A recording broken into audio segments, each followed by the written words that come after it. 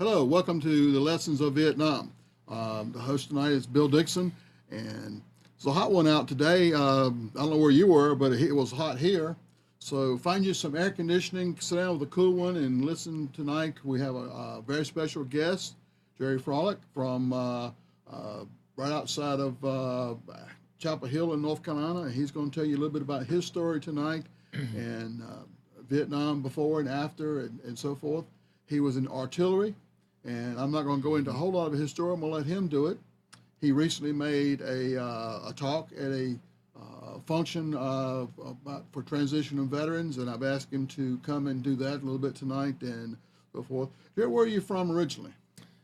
Thanks, Bill, for that. Originally, I grew up in Syracuse, New York. That's where I grew up, and I'll tell you a little bit about my background when we get into what I want to talk about tonight. Okay. All right.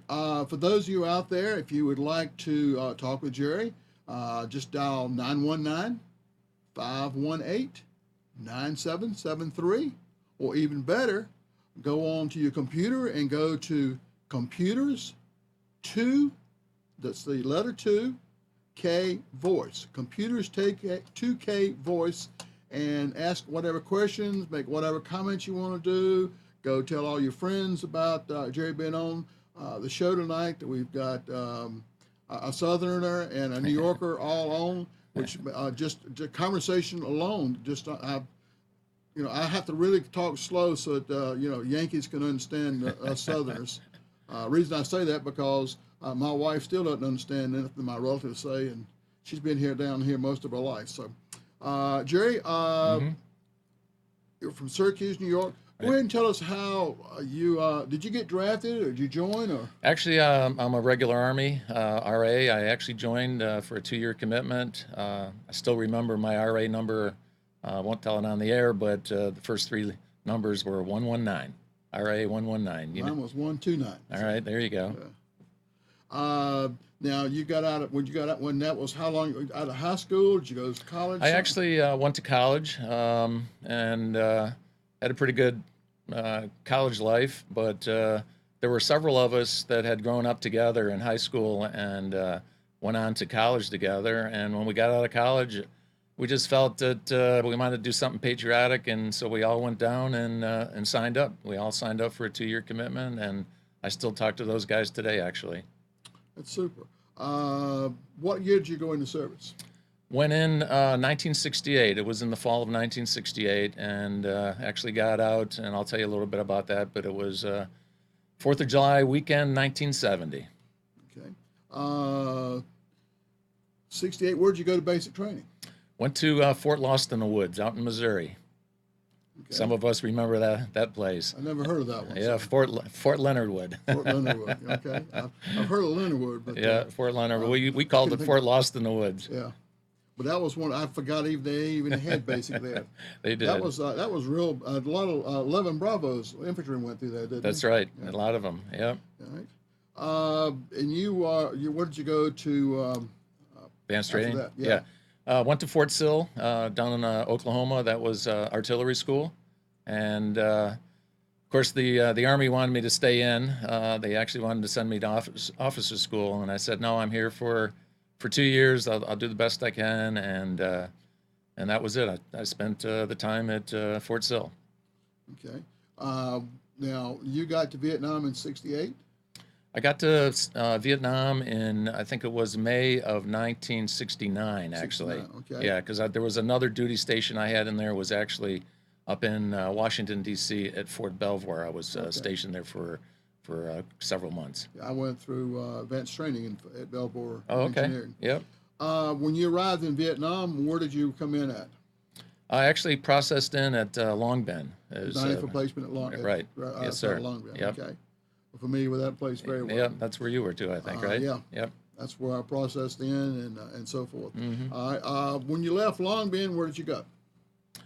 Well, that's an interesting story. That 3 days of processing, we got on a convoy, and we were packing all our gear up, and we were going out Highway 13 at that time. And we got in, and I kind of was sitting up near the front of the cab of the 10-ton. and we left Long Bend, went through wherever it was, and all of a sudden we ended up on a dirt road, and the guy that was the gunner on the right-hand side of the 10-ton yelled back to everybody that was in the 10-ton and said, hey, everybody, get your helmets on, make sure you got a couple of clips, get your M16 out. We're going up Thunder Road. And I yelled into the cab and said, why are we going? Why do they call it Thunder Road? He said, well, the convoys use this to take supplies up to Lock Hay and further up to the fire support bases up there. And you guys are going to fire support base Thunder 3. And the reason they call it Thunder Road is when the convoys come up and they hit a mine, because they had a lot of mines on that road, from a distance, it sounded like when the mines went off, it sounded like thunder. And I'm like, oh, this is not good, right? And sure enough, get into where the jungle was, and things start ripping through the sides of the 10-ton. And I'm like, geez, somebody's shooting at me, and I've only been here 3 days. I got how many more days of this? This is going to be not good. So anyway, we ended up going to a fire support base up there, and I'll tell you a little bit about that too. The one thing you said when they told you to put your helmets on and get a couple of clips ready. Yep. Most units going in, they didn't get their weapons and so forth until after they got assigned to their unit when they got to where they were supposed to be. Did you get your weapons at knife replacement or? We had the weapons when we got on that vehicle, and I'm not sure if they gave it to us because they knew the danger of going up Thunder Road. That's kind of my belief, but I know we had our own weapons at that time. Okay. So wherever they gave us those weapons, I'm not really sure where that was. That was because that was one of my concerns when I first got there, because they didn't give me nothing, a helmet, or tell me where to go or what to do. I'm going to turn it over to you and let you tell your story like you want to tell it, and if I think of something else, I'll jump in. So. Okay, thanks, Bill. Appreciate that. So yeah, so for all of you out there, I grew up in Syracuse, New York. My mom was actually Canadian. She became a naturalized citizen. My dad was actually a tool maker. He worked for Smith Corona, which had a big plant in Syracuse, New York at the time. He just a little bit about him history-wise. He was an aviation nut. He actually would build model airplanes and travel all across the United States and enter into these model airplane contests that were very popular back in the 40s and in the 50s. I actually still have pictures of him today with no other than Amelia Earhart. So several aviation museums out on Long Island actually have been asking me to turn over some of those, and I'm in the process now of actually looking into that. But he passed away when I was 10 years old, so my mom actually raised my brother and myself at a time when single moms and that terminology wasn't really used.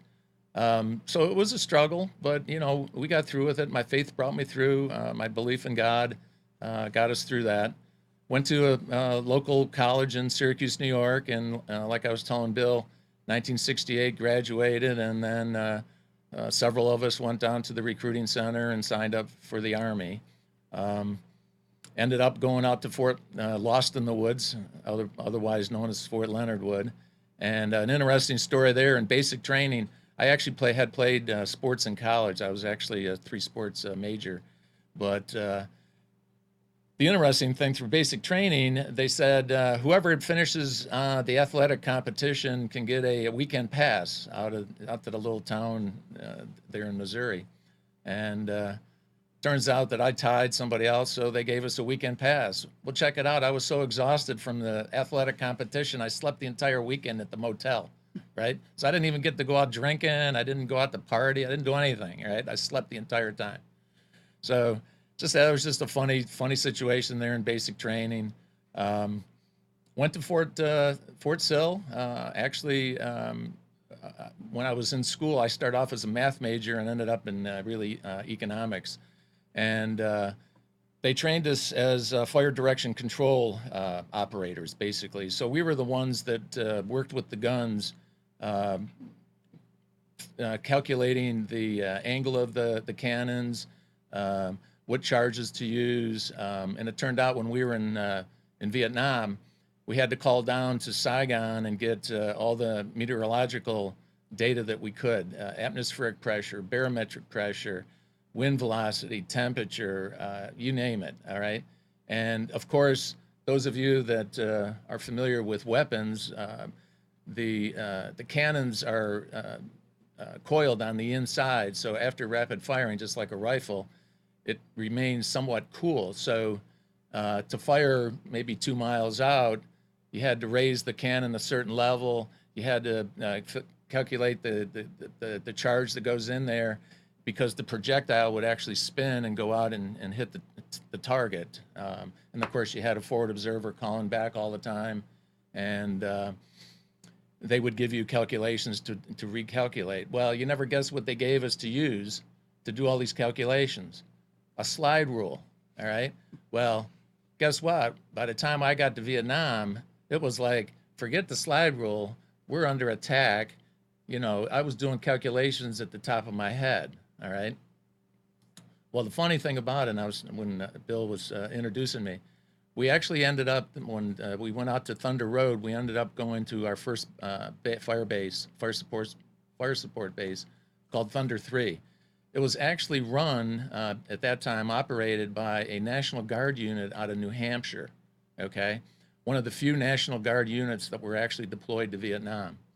So our job was to transition those guards out and to basically leave Vietnam, and then we would take over. I was actually looking through some pictures that I have today. Their cannons, I believe it, when I looked at the pictures that I had, it looked like they were 105 howitzers. We were actually a 155 howitzer battery. Well, in the process of that, they were getting ready to leave. And this was in August of 1969. And I told the battery commander, I said, hey, you're not sending these guys down. And believe me, I wasn't an officer. I was a Spec 2, I think an E2 at the time. When I left, I was a Specialist 5. So, you know, I did make some grades when I was there. But I said, you're not sending these guys down Thunder Road, are you? And he said, yeah, I mean, that's what we do. We don't airlift people out of here. And I'm like, well, we just came up Thunder Road. And we were getting shot at, and and we could see the convoys. I mean, I got pictures of convoys now that off in a distance you can see where they hit the mines and the big black smoke's coming up. So he said, now we're going to send them out. Well, guess what? No sooner than they had left the gates of our fire base, one of the 10 tons hit a mine, and 5 guardsmen were killed. All right. And there's been stories in Vietnam Magazine about it, about that incident and the guardsmen themselves. My brother actually sent me an article. He was living in Connecticut at the time, but it was in one of the New York City papers, where it was a big ordeal in New Hampshire, because these guardsmen were actually from the northern part of New Hampshire and had a lot of ties to Canada. They were actually French Canadians that had come in and became U.S. citizens. You're talking about the National Guard. National Guard. I want to make sure that people realize that the National Guard were also sent to Vietnam, just like Right. regular soldiers in some units. So. Right, Bill. Thanks. And it was quite a controversy when the guardsmen came home. There was national pictures of the wives actually tearing the flags off the coffins, and it was somewhat of a disgrace, because I think the guardsmen at that time, at least from that area, I'm not sure they really wanted to go to Vietnam, but they, like Bill said, they were one of the ones that were in that conflict. We actually created a memorial for them at the fire base. I actually have pictures of that. We actually built a concrete, almost like a cemetery block with their names in it, and then we had the M16s with the bayonets into the ground with the helmets on the M16s. Well, shortly after that, battery commander came to me and had everybody out there, and he said, hey, anybody know how to type? And I'm looking around, I'm thinking, everybody told me not to volunteer in the Army. I'm not going to volunteer, right? He says, I need somebody to type. Well, guess what? When I was in high school, I actually took typing, because that was a way for me to meet young ladies, right? So because most of the ladies were in there taking typing classes. Well, so I raised my hand. He says, "Okay, Fralick, you got double duty. You can do fire direction control for a while, but I need you to type up all the inventory and everything that we have here, uh, orders that go out, maybe KIA letters that go back or need to get sent out from Long Bin. We need all that. I need somebody to do that." So I got volunteered to do it. All right. So I had actually had a double duty for a while.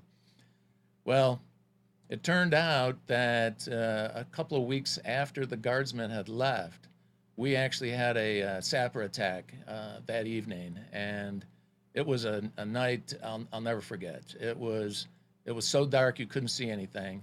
Flares were going off. That was the only way you could see.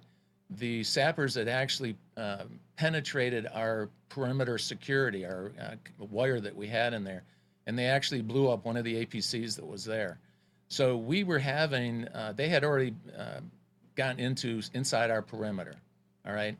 And I was listening on the radio. I mean, I was yelling down to the guns. We were actually firing what they called at that time beehive rounds, all right? They would go just a certain distance out. We calculated enough of the charge just to go out to where the perimeter wire was, and then they would just explode. We had guys that had flamethrowers burning people that were in the wire. We had guys kind of like Rambo standing on top of their bunkers with a 50 caliber machine gun. It was crazy. It lasted all night long. I thought I was never going to get through this thing. And believe me, after that day, I prayed every day. Every morning I'd say, "Lord, you just got to get me safe and sound. I'll do my duty over here, but I'm not going to make it without you." And I'd repeat the same prayer in the evening. That morning after that battle, I forget what the killed in action was, but I actually have pictures of that today. There were so many, and of course they didn't have any IDs on them. All right, most of them just had the black underwear that they would use. We actually airlifted in from Lock Hay a bulldozer and actually bulldozed all the bodies that we could into that hole, as well as the APC that was there. We just dug a big hole and plowed everything in there. All right. So that was my beginnings of Thunder 3. All right. And even that evening, here's an interesting situation.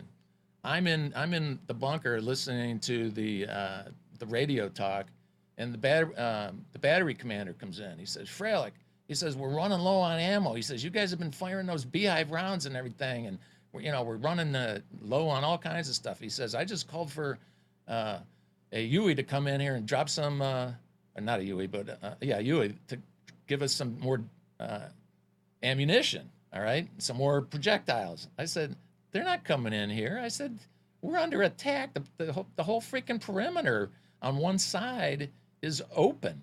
I said, "You're lucky you didn't get shot coming in here without identifying yourself." I said, "Why are you here?" He says, "I want you to take this lantern and go out to the landing pad." I go, "Are you out of your mind?" He says, "I'm giving you an order." I said, "There is no way." I said, I'm staying here on these radios." I said, I got to monitor what's going on. I got to help everything." I said, "I'm not going out there." He says, I'll deal with you in the morning." I said, "Sir," I said, "there is no way I'm going to be a lighthouse out there on that landing pad." I said, "Those helicopter pilots, they ain't coming in here right now. It's too dangerous." And sure enough, they didn't come in, right? And I never saw that battery commander in the morning. I don't know what happened to him. Okay, but he got replaced. I don't know what. Like I said, I don't know what happened to him. But anyway, it was a mess. And to be honest with you, at that fire base, we were like ducks sitting on a pond. All right, we would get mortars every other day. You could actually hear the people going the NVA and the communists going down the Ho Chi Minh Trail. That's how loud it was. And we would always know, all right, this is a time that we're either going to get a ground attack tonight or something's going to happen. There was one incident.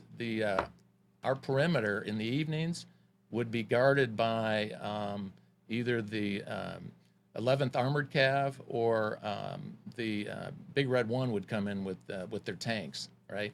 Well, one evening there was a little town called Shantan that was just, I don't know, maybe a mile from our fire base.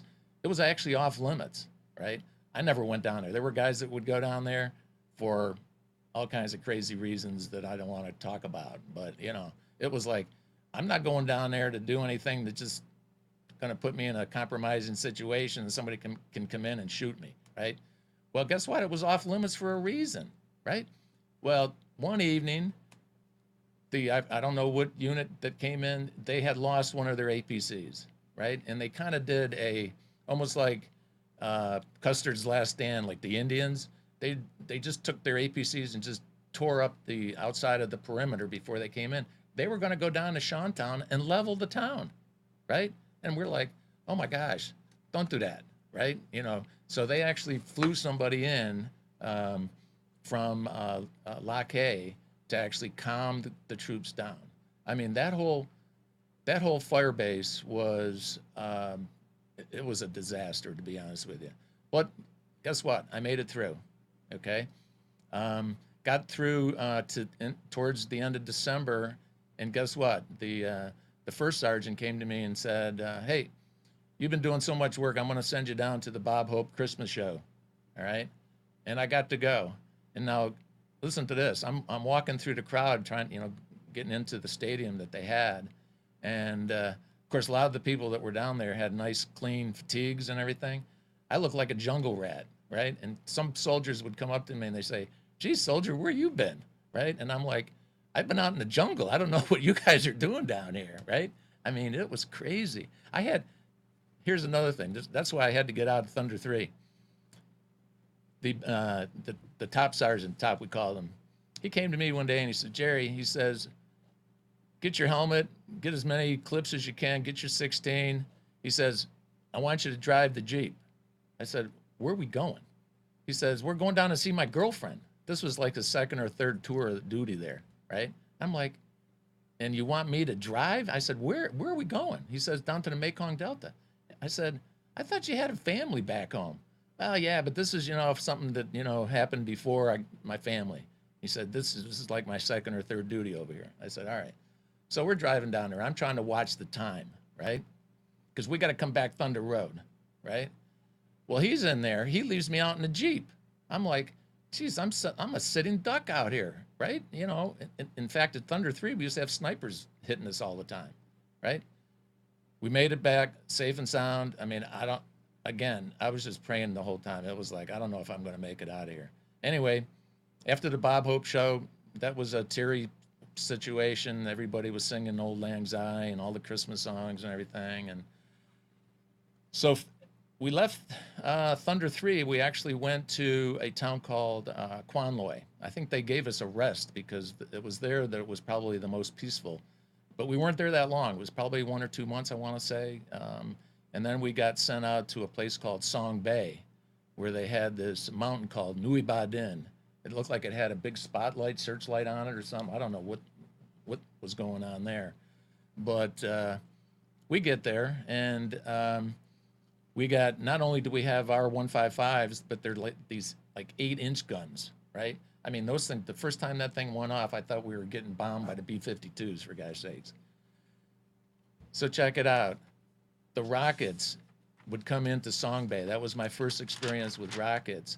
So we would order culvert that we would use, you know, during the monsoon season to run the water in certain directions around our artillery guns. We would use them because the rockets that these were Russian-made rockets. They had like detonators in them. They would penetrate various levels of sandbags and metal and wood, and like the third time they would penetrate something, that's when they would explode. So we actually found some pallets that we could use. There was a like a little landing strip there that the Air Force was using. So we went over and took some of their pallets, right? We were building all the sand, doing as much as sandbagging we could. This Air Force officer came back and says, "Those pallets aren't yours. They belong to the Air Force." He says, "Take all that stuff apart and give me my pallets back." And we're like, "Oh my gosh, it's getting dark. We don't have any protection out here." This is how crazy some of the things that were going on in Vietnam. All right, I'm saying it because it's kind of therapy for me, because I never talked about it for 15, 16 years. and it's not really until the latest time now that I've been able to talk about it. But we would just make mistakes and not really clear thinking on certain times, you know. And I'm not trying to fault anybody. It was just, it was the heat of the moment. I think it was in battle, and we just, you know, wouldn't do things the way I think things should have been done. Anyway, we made it through Song Bay. We ended up going to my last station. I think it was a place called Fuloy, and it was there that a friend of mine, he was processing out, and he had a friend that was in, I think it was Charlie Company, and he says, "Hey, you're getting to be a short timer." And I said, "Well, I'm not that short because, as you, some of you may remember, if you came back to the United States with less than 6 months on your 2-year commitment, the Army really didn't know what to do with you. They didn't really know how to retrain you. So they basically let you out." So I told everybody, I said, "I'm going to extend my tour duty here in Vietnam for another 35 days. Everybody thought I was crazy. And I said, "You know what? The Lord got me through this so far. He's going to get me through another 35 days. I just have that faith that that's going to happen." So this guy from California says, "Hey, this friend, my sister was dating this one guy, and he's in Charlie Company." He says, "Why don't you see if you can get him to be your replacement? Because when you leave, we're going to have a battery clerk take over all the duties." And I said, "All right, you know, I mean, who is this guy?" "Oh, this guy is a cool guy. He's California. He he had a band. The band was called Peter Wheat and the Bread Man. He actually sued the state of California because he had long hair like the Beatles, and he played the lead group for Creedence Clearwater and Janis Joplin and Linda Ronstadt and the Stone Ponies." And I said, "I don't care what the guy does, as long as he can do the job. I'll put the orders in, I'll type them up," right? So type up the orders, send them out a couple weeks. Well, check it out. Charlie Company had their fire base got overrun, and they had a lot of casualties. So I'm thinking, oh my gosh, this guy, there is no way this guy made it through that. Who knows, right? Well, that afternoon, a little helicopter comes in. This guy comes out. His name is Bob. He says, "Hey, where's this guy Fralick? Hey, where's Fralick?" And I said, "Oh, that's me." He's a little shorter than I am. I'm about 5'9". He must have been 5'6". He comes running, jumps in my arms. He says, "You saved my life." I said, "No, I didn't." He says, "Yes, you did." He says, "I got my orders." He says, "If I didn't have my orders, I would have been out at that fire base when they were having that sapper attack." I said, "Well, praise the Lord. You know, here you are. You can take over. I'll train you everything I can do." So I did. He and I are still friends together. I'll tell you what happened when I came back to the States. So I ended up 5 days. Some of you may remember, if you had 5 days on your hand, you were a short timer, right? And fortunately for me and my battery commander, because I told him I'm staying away from Thunder Road. I don't care if they're trying to pave that thing now or what they're doing. So he got me, he airlifted me up out of there. But that afternoon, my ride was supposed to come in at about 5 o'clock. We started getting all kinds of incoming.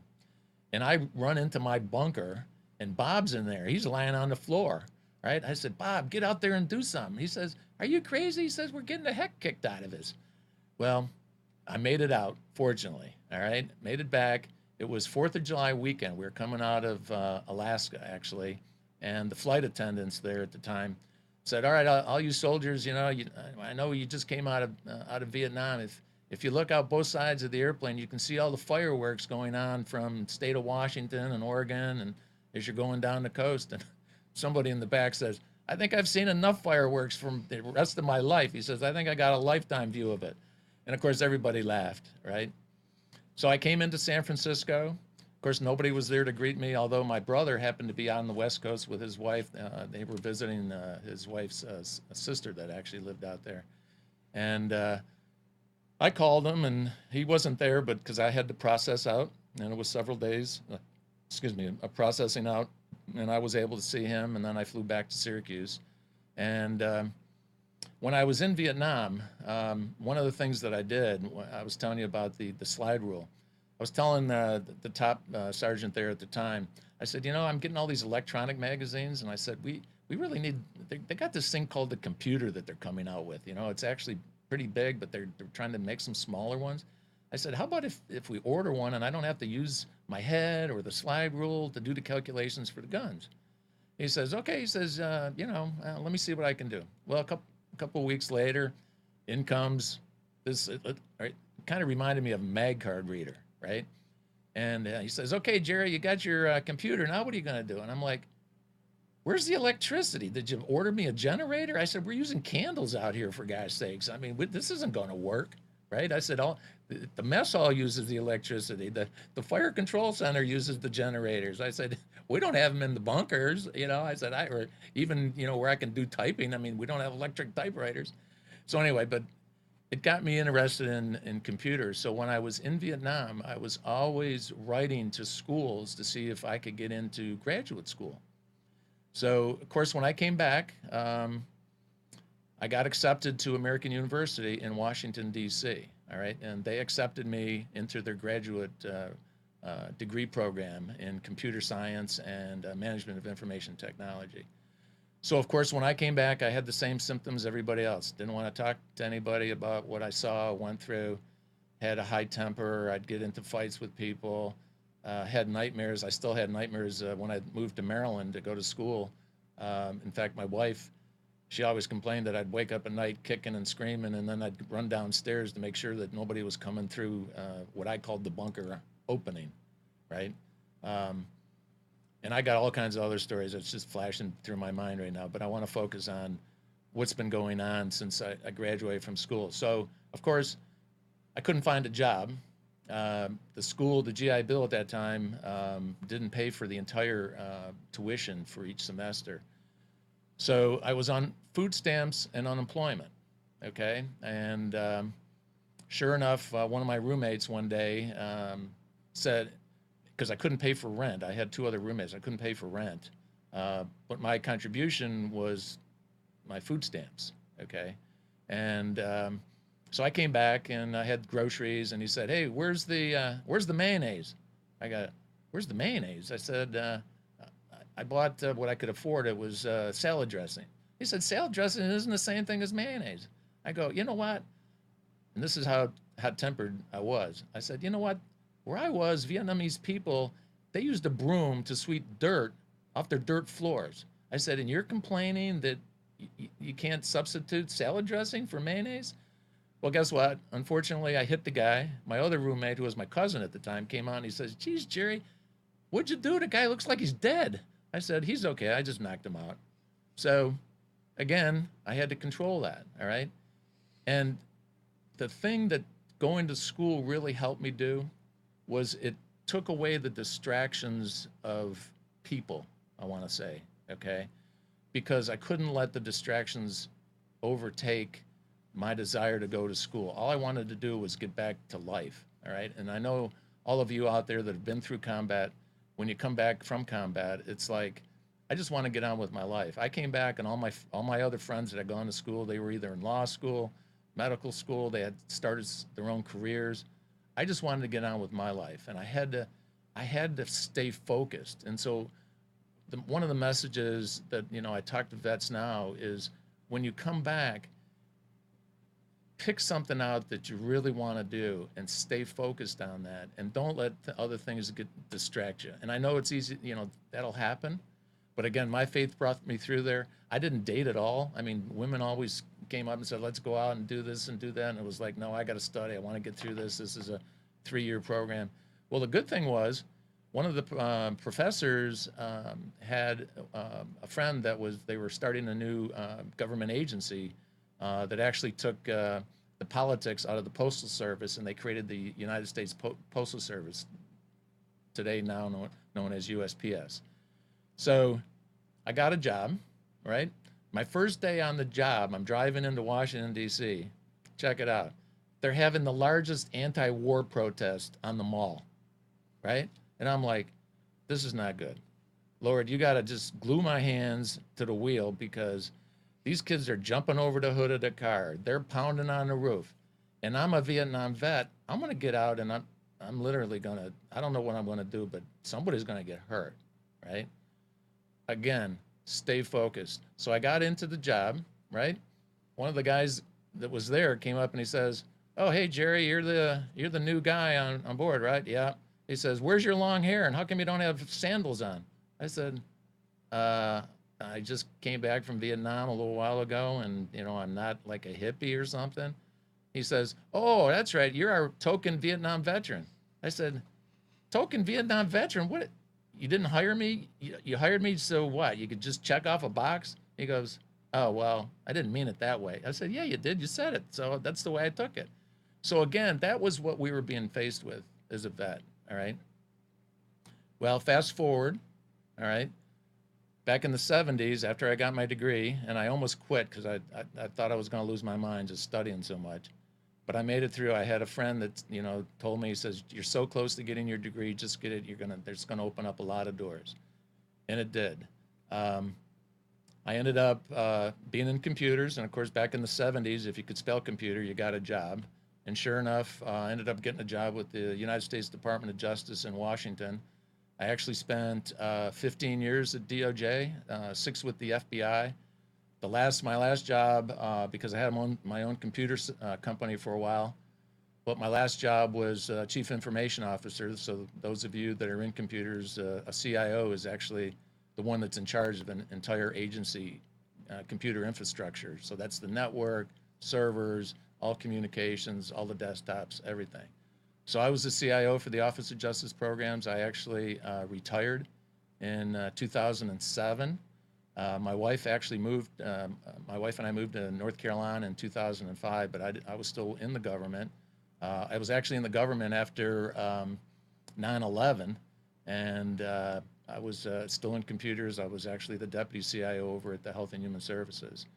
So here in North Carolina, and in 2009, our former governor, Governor Perdue, was looking for a CIO. I was out playing golf, and after a series of interviews with her cabinet and chief of staff and herself, she appointed me to her cabinet, so I was the chief information officer for the state of North Carolina. So she decided not to run for reelection. I was out of a job because it was an exempt appointed position in 2012. And shortly after that, in 2013, the largest PC company located here outside of Raleigh in Morrisville, North Carolina, Lenovo, the former IBM company for computers, called me and made me an offer. I really didn't want to go back working full time, but I enjoy what I do because I'm their chief security officer for products. So I go out and work with the sales team, and I talk to nation state governments. I've talked to the Israeli government, Canadian government, UK, Australia, New Zealand, all Fortune 500 companies. And again, I'm still doing that today. Lenovo is one of the primary companies of hiring vets. We do a lot with the veteran organizations. As Bill mentioned, I actually gave a talk to veterans. The organization is called Veterans Entering Transition. We also have NC for Me, which stands for North Carolina for Military Employment, which is set up by our current governor, Governor McCrory. He actually has a military liaison, and I'm sure Bill knows him and has worked with him. And we have a whole veterans organization at Lenovo that we do volunteer work. We have clothing drives, Drive for Success. We actually refurbish computer equipment that employees turn in, and we work with the Cramden Institute here in North Carolina, and we actually give those military families that can't afford computers, we actually give those computers to the military families. So again, I went through a lot. I know you all that are out watching there, that have come back from combat, that have experienced similar ordeals that I went through. But you can make it. Stay focused. Don't let the surrounding distractions really take you away from focusing on what you want. And if you apply for jobs, remember that the resumes that you use to apply for a job is going to be different for each position, because they have software today that actually they typically HR departments will scan resumes and they'll pick out keywords in the software. So if you don't have those the words in your resume, that parallels what's in the position description, you're not going to get selected. You're going to get weeded out. So, and again, even if you have an MOS, I had a 13 MOS, which was fire direction control, and when it came out, it was actually a 72 Bravo, I think it was. And I was a clerk, but I took it forward. I used the GI Bill. You have that opportunity. Do I have issues? Yeah. Do I have do I have a VA claim number? Yes. But again, don't let those things get in the way of you pursuing a goal or a career. And I know we have a lot of suicides today. I think the number is maybe 22 a day, which is really horrible. I'm hoping that with my background and the politics that I have behind me, I can hopefully work with our North Carolina legislature and some of our representatives up in Washington to try to change that and to do more with the VA and work with organizations like Bill. We have the North Carolina Vietnam Veterans Incorporated Association, and they do a lot here with our Veterans Memorial and some of the other programs. So that's basically it. I know I'm starting to run out of time, but I wanted to at least have some time for questions, and hopefully I'll be able to answer them. And maybe, Bill, I'll turn it over to you now.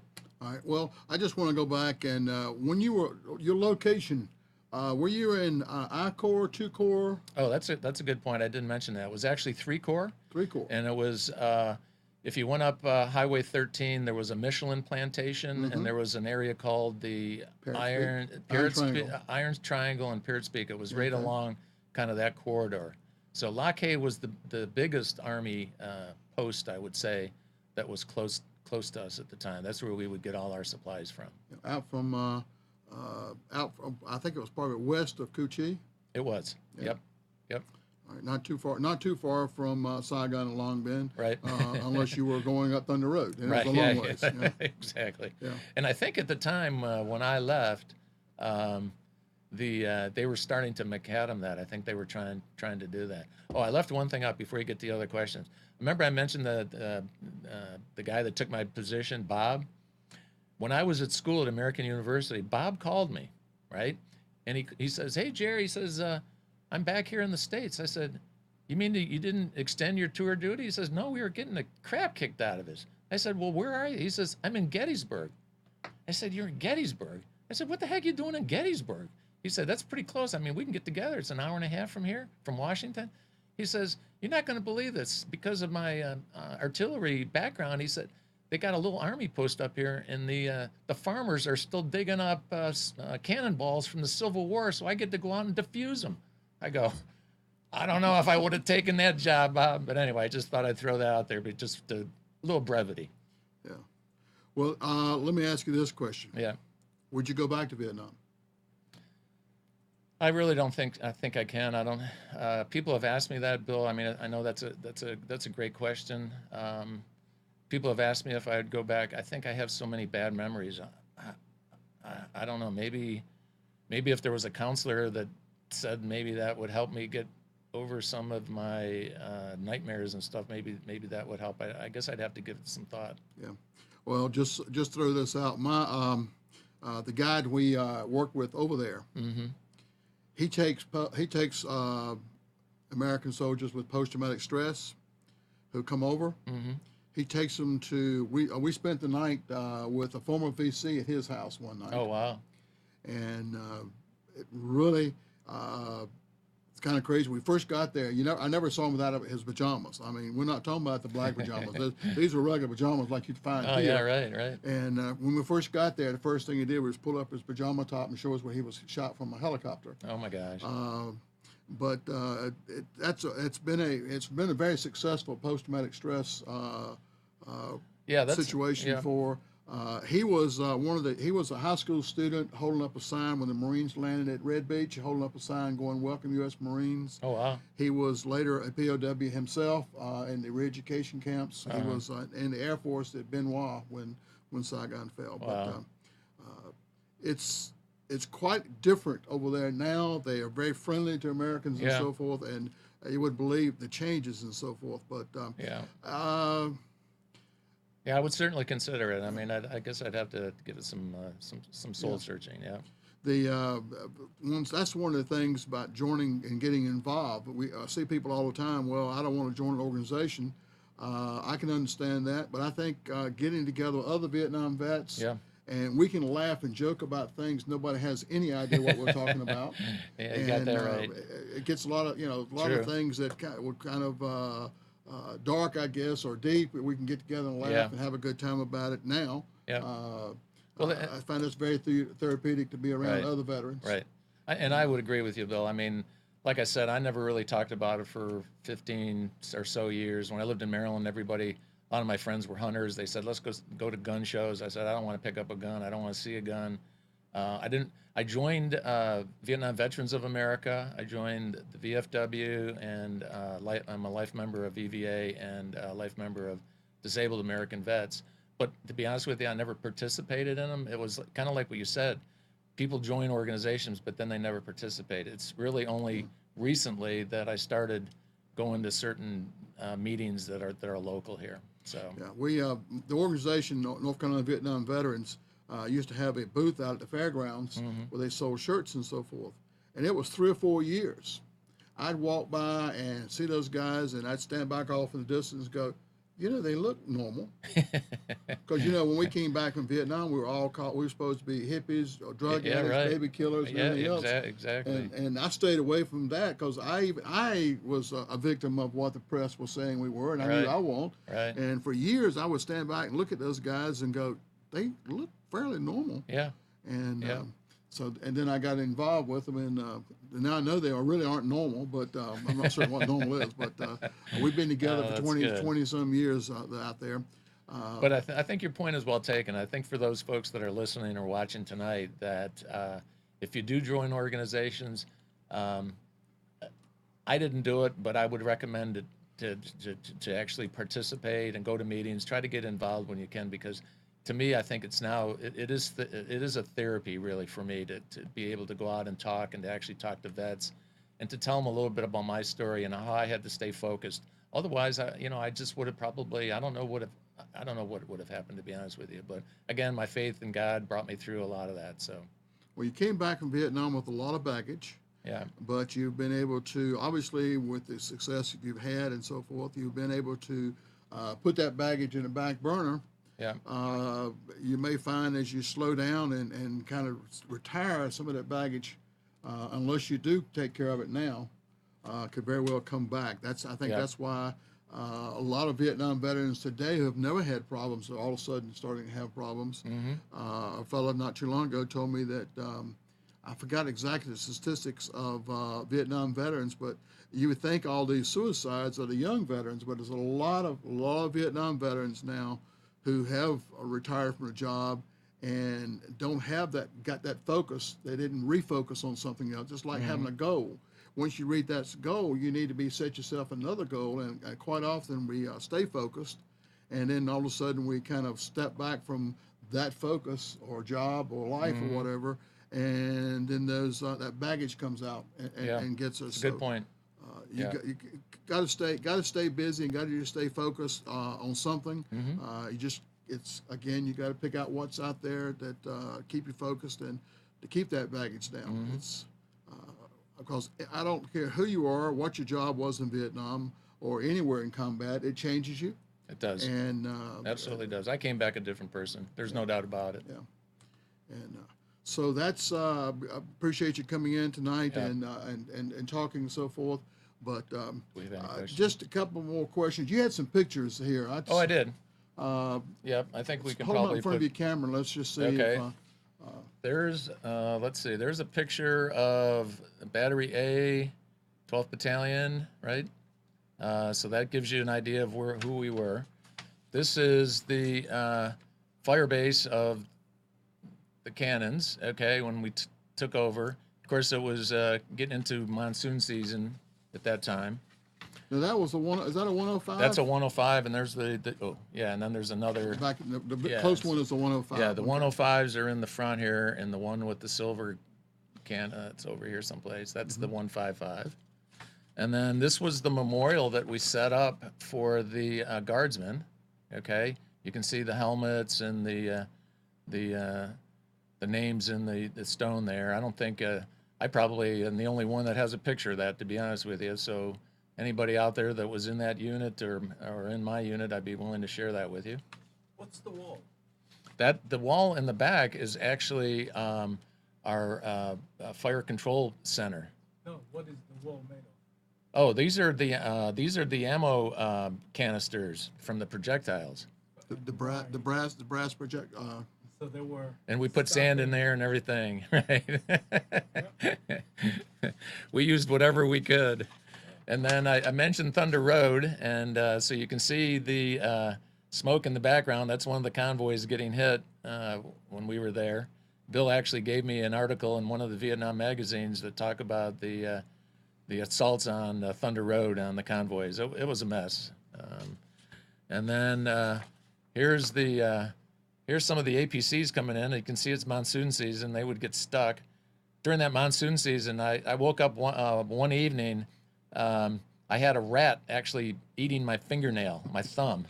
All right, and so we learned to put the candles up on the sides of the walls of our bunker. One of the guys had actually the rat started eating his stomach, and he had to go through a series of all kinds of shots. There's some of the tanks that came in. All right. I actually ended up in the hospital for about 8 days. I was sick with what they called a unknown disease. They thought it was malaria at one point in time, and today I cannot give blood. So once you have malaria, you can't give blood. There's a picture of the Bob Hope Show. All right. Now, where was that at? That was actually in. It was down in Long Bend. They had Okay. some theater or something down there. Yeah, the amphitheater. Yeah. Yeah. And then here I am up at Song Bay. You can see I'm not a happy camper because that was when we had to fill sandbags when we got there, and you can see the culvert in the background there, and the Air Force. One of the Air Force guys came over and told us to give him all his pallets back because we would build the pallets up. Like I said, the rockets came in. In fact, here's a better picture of the culverts on top of the bunker. I want to point out also in those pictures, if you notice how red that dirt is. Yeah, this is up at Song Bay. It just kind of got in your pores. It got in your food. It got in everything. It was horrible. And then let's see. This is one of the 8-inch guns. When that thing went off, I mean, it was louder than everything. And I actually have another picture like this. There's a little black dot there. That's actually a helicopter, a small helicopter. But I've got another picture with this scene in it. And the whole background here is all up in smoke. And that was when we used to call in B-52 strikes. And it was like, talk about praying. I'd always say, Lord, when those guys open up those bay doors, make sure that those bombs are further away. But when those things hit, we literally knew when they were coming. And the Air Force would call down, hey, they're coming close. They're such and such a distance away. Laying on the bunker floor, it would actually raise you up about 4 feet off the ground. And all that red dirt and stuff that Bill was talking about, it was flying. You couldn't see anything. You couldn't even see the ground that you were lying on. And actually, this is kind of a bad picture. I don't know if you can see it, but it was just, this is Thunder 3 and some of the, how we ended up putting sandbags around the 155 howitzers. So thanks, Bill, for reminding me to show those pictures. Jerry, I want to ask you, I didn't see any living quarters there. What did y'all sleep in? Did you sleep in tents? We had hutches? we actually had those bunkers that I was showing you with you those slept in stuff, bunkers, okay. And we had army cots that we had. Regular fold-up army cots. Regular fold-up army cots. It was crazy. In fact, I was coming through. I do a lot of traveling for Lenovo. I was coming through Dallas Fort Worth airport, and you could see the tornadoes. This is about 5 months ago, and I'm like, okay, well, I'm stuck here. All of a sudden, you never guess what they started bringing out, Bill, for us to sleep on. Cots, and I'm like, there is no way I'm sleeping. I've had my fill and share of sleeping on those things, so I ended up sleeping on a regular chair. Did you have hot meals? We had hot meals. I actually have pictures of. I've got 2 photo albums, and I have 2 carousels of slides of pictures of various campsites, fire bases where I was, and we actually built a mess hall at Thunder 3, only to have it blown apart by a hit of two mortars hit that thing. I guess the NVA or the VC knew exactly when we were out there, and I mean, it took us several weeks to build it. We built it. We had hot food all the time, turkey at Thanksgiving, something warm at Christmas time. So the meals were always good. Then did you have? We also had the the LURPs, all that stuff, the long range things. Yep. Yep. What did you do for the hygiene, showers and so forth? Well, that's the problem that we had. We went out and took excellent question. Took 55-gallon drums, and we would put faucets on them and cut a hole at the top lengthwise of it. And then we would send the potable water tanker down. Unbeknownst to us, that had Agent Orange in the water. We then put the water in the 55-gallon drums, and we let it get hot during the daytime. And then if you had time, you could go and just take a quick shower and just kind of wash all that dirt off and stuff. But that's the problem. I actually have chloracne, and when I came back processing out of California, they said you need to get that checked out. The skin is falling off your face. So, but I think that's one of the problems that we had out there. But that was the hygiene. That was the only thing we had. And then you had people sometimes would send you like moist towelettes and stuff, kind of like what we do today for being sent overseas. Yeah, and of course you had outhouses. Yeah, we had the outhouses. In fact, you're obviously good at asking the questions because you've heard some of this stuff maybe before. I don't know. Listen, But, I am the best crap burner you've ever met. We actually contracted out to a Vietnamese guy, right, at Thunder 3. Well, check it out. When the next morning, when I was telling you that we were getting all these bodies together and everything, they had leaflets saying that this fire base was overrun by the North NVA and the VC, and they had an entire map location of the inside of our perimeter. All right, That was And that was Papa Son, the crap burner. We don't know what happened to the guy because he never came back. He could have been one of those bodies that was cut in half. I don't know. That's how they got the mess hall. He stepped it on for him. Exactly. yeah, So that was one of my notes. I forgot to mention that. So I'm glad you did. But that's what happened. Yeah, he never came back. He was gone. So. Yeah, living conditions out there were primitive. Like I said, you had candles. We had candles. And, Yep. Yep, and we had rats, like I said. Some guys would actually use their M16 to shoot the rats at night if they came out. What we tried to do, you saw the pictures of the water and stuff. We actually put the pallets that we would have as floorboards, and then we would leave some kind of room that the rats and stuff could go underneath it. Yeah, it was just absolutely crazy. Yeah, almost every Vietnam vet has a rat story of some kind. I'm sure. Yep. Yeah. Because if you the Vietnamese people like to eat them, but they were pretty big rats. I tell you. Yeah. Just, well, some of those areas where I was, I mean, some of the guys, we had instances where guys would shoot their toes off or shoot their fingers off, or just to get out of there. To be honest with you, it was not fun. Yeah, it was not a whole lot of extra entertainment. I guess you did have some Red Cross. We did have come out from time to yeah, time? and we did have a band that came in one time. I don't think that was at Thunder 3 though. I think it might have been at like Quan Loy or something. So, but yeah, they would bring things in. It was funny. We actually had we tried to build a movie theater at Thunder 3, right, and watch movies at night. That thing was blown away. So that ended that entertainment. I tried to stay away from drugs and alcohol and stuff because I saw too many other people really get messed up on it. When we were at Song Bay, like I said, the rockets would come in. Our communications sergeant, he came into my bunker. We were getting rockets, and he says, "Geez, Jerry, you ought to come out here." He says, "It's like the 4th of July out here." I said, "You shouldn't be out there." And all of a sudden, boom, right? And the dust and everything just came through the entranceway of my bunker. And I had a little dog at the time. The dog comes running in, right? He's all dirty and everything. But he had something in his mouth, and I go, "All right, what's that?" So I pried his mouth open. It was the communications sergeant's nose, right?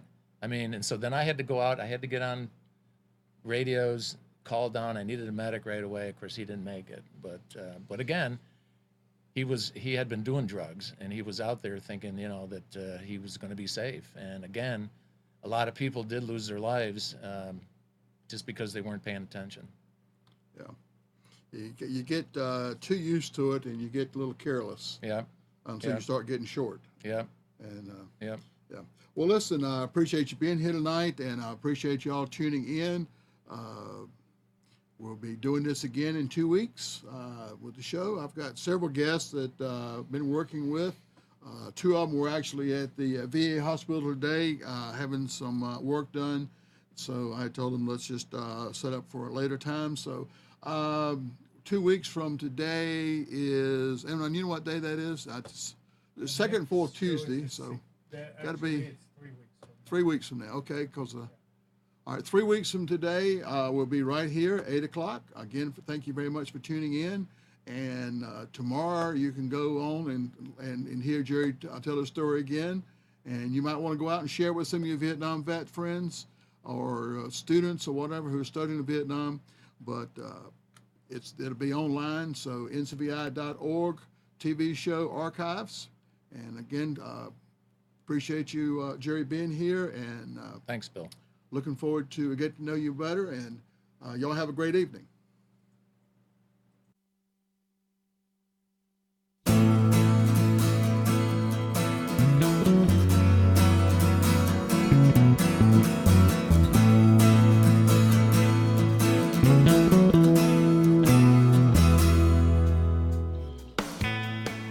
You are tuned to the Nissan Communications Network. Our weekly lineup of call-in programs includes Computers 2K Now with Amnon Nissan, My Life, My Will with Gisela DiCarlo, The Tanya Love Show, Health Then with Debbie Bruck, Breaking Free with Marilyn Shannon, Triangle Be Well with Howard Jacobson, Lunch and Learn with Rabbi Yisrael Cutler, Lessons of Vietnam with NCVVI members, Current Affairs with Amnon Nissan. And if you tuned in too late, you can always watch each program in its entirety or download an MP3 audio file of it in the archives section on nissancommunications.com. Don't forget to subscribe to our YouTube channel, follow us on Twitter, and like us on Facebook. Sponsored by Atomos.com, makers of quality video recorders and converters, CarolinaApparel.com, and DeltaForce.net.